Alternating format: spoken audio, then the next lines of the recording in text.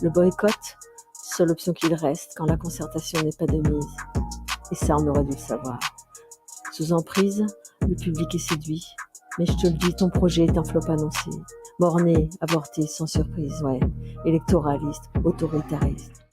Bonjour à tous. Alors, juste vous rappeler un petit peu le contexte de création de notre intercollège breton des psychologues hospitaliers à la suite de bien d'autres avant nous. J'ai rencontré donc Cécile Nefati dans le cadre du collectif inter-hôpitaux. Vous l'avez tous rappelé, ce qui nous rassemble, c'est pas forcément uniquement des questions catégorielles et corporatistes, mais un mal qui ronge depuis bien plus longtemps que ça, la question du service public en général. Alors,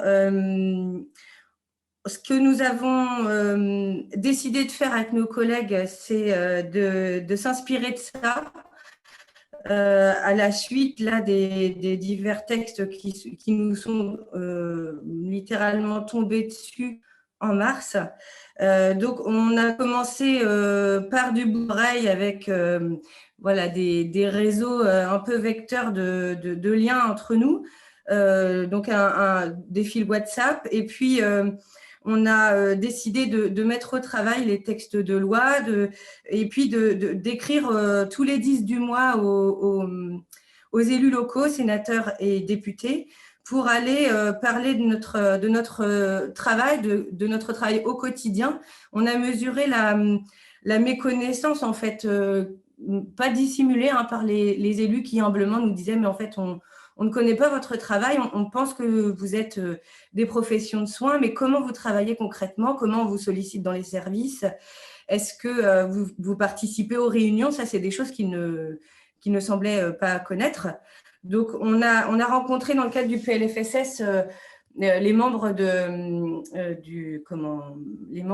les sénateurs de la commission des affaires sociales pour leur dire un petit peu quels étaient nos soucis, à savoir que comme tout professionnel de soins aujourd'hui, on rabote nos métiers, on essaye de les rendre efficaces selon des définitions qui sont étrangères à notre cœur de métier. Enfin, on dénature nos métiers en général et les psychologues n'y échappent pas non plus malheureusement aujourd'hui.